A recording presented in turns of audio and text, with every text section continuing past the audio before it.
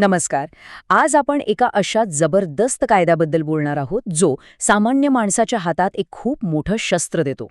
तो कायदा म्हणजे माहिती अधिकार कायदा 2005. चला तर मग हा कायदा नेमका काय आहे आणि तो कसा वापरायचा हे अगदी सोप्या शब्दात समजून घेऊया. विचार करा, या कायद्याची प्रस्तावनाच किती पॉवरफुल आहे. हे एकच वाक्य आपल्याला सांगतं की हा कायदा का महत्वाचा आहे. कारण एका खऱ्याखोऱ्या लोकशाहीसाठी नागरिकांना माहिती मिळणं आणि सरकारी कामात पारदर्शकता असणं किती गरजेचे आहे हे यात स्पष्ट केलंय. ठीक आहे, तर मग या कायद्याच्या प्रवासात आपण पुढे जाऊया.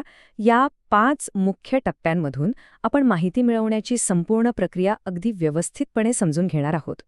चला, सगळ्यात आधी या कायद्याचा आत्मा काय आहे, याचं मूळ तत्व काय आहे ते पाहूया. म्हणजे बघा, अगदी स्पष्टपणे सांगायचं झालं तर हा कायदा भारतातल्या प्रत्येक नागरिकाला माहिती मिळवण्याचा एक मूलभूत अधिकार देतो. ही काही कोणाची मेहरबानी नाहीये, हा आपला हक्क आहे. ठीक आहे, मग आता आपल्याला हा अधिकार आहे हे तर कळलं, पण नक्की काय विचारायचं आणि कोणाला विचारायचं? चला, हे समजून घेऊया. तर आपण माहिती कोणाकडे मागावी? सोपं आहे. कोणतंही सरकारी कार्यालय, विभाग किंवा अगदी ज्या संस्थांना सरकारकडून पैसा मिळतो ना, त्या सगळ्यांकडून आपण माहिती मागू शकतो. आणि माहिती म्हणजे नक्की काय? तर कायद्याच्या भाषेत याची व्याख्या खूप म्हणजे खूपच व्यापक आहे. कोणताही कागद, ईमेल, रिपोर्ट, अगदी काहीही. आणि ह्या अधिकाराची खरी मजा इथेच आहे. हे फक्त कागदपत्र मिळवण्यापुरतं नाहीये. आपण स्वतः जाऊन सरकारी कामांची पाहणी करू शकतो, तिथे वापरलेल्या मालाचे नमुने घेऊ शकतो किंवा अगदी कम्प्युटरमधला डेटासुद्धा मागू शकतो. किती जबरदस्त आहे ना हे. चला, आता सगळ्यात महत्त्वाच्या भागाकडे येऊया, प्रत्यक्ष अर्ज कसा करायचा. ही प्रक्रिया मुद्दामून सोपी ठेवली आहे. अर्ज लिहा, मराठी, हिंदी, इंग्रजी कशातही चालेल. तो संबंधित जनमाहिती अधिकाऱ्याला द्या. काय माहिती हवी आहे ते स्पष्ट सांगा. आणि हो, थोडी फी लागेल, पण सगळ्यात महत्त्वाची गोष्ट, तुम्हाला ही माहिती का हवी आहे हे विचारण्याचा अधिकार कोणालाही नाही. आणि एकदा का आपला अर्ज तिथे पोहोचला की मग घड्याळाचे काटे फिरायला लागतात. कायद्यानुसार त्यांना 30 दिवसांच्या आत उत्तर देणं बंधनकारक आहे.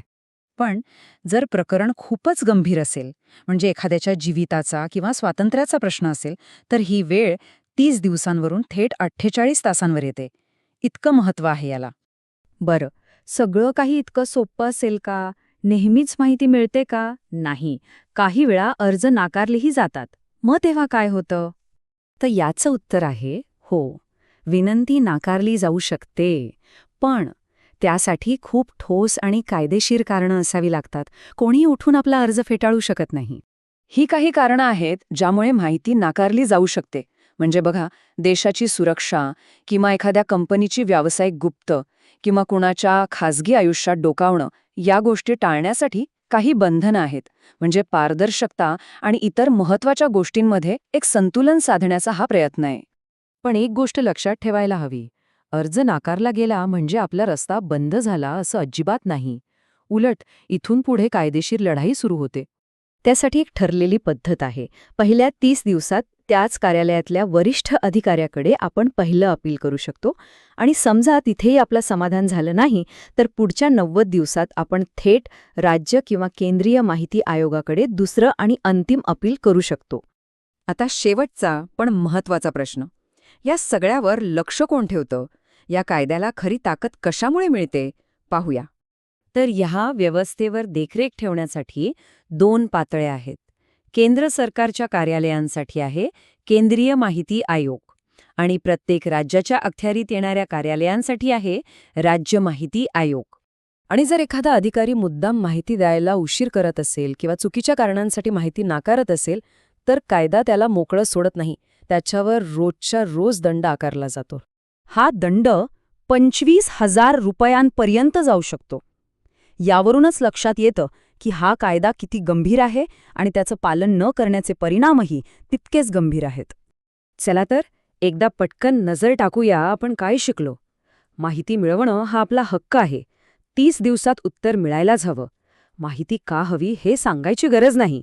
आणि जर माहिती नाही मिळाली तर अपील करण्याचा मार्ग मोकळा आहे. आणि हो, नियम मोडणाऱ्यांना दंडही आहे. म्हणजे आपल्या हातात एक खूप मोठं शस्त्र आहे. तर मग जाता जाता एक विचार करूया. या कायद्याची खरी शक्ती तर आपण विचारलेल्या प्रश्नांमध्ये आहे. विचार करा, अशी कोणती एक माहिती आहे जी जर सगळ्यांसमोर आली तर आपल्या परिसरांमध्ये, आपल्या समाजात एक खूप मोठा सकारात्मक बदल घडून येऊ शकतो?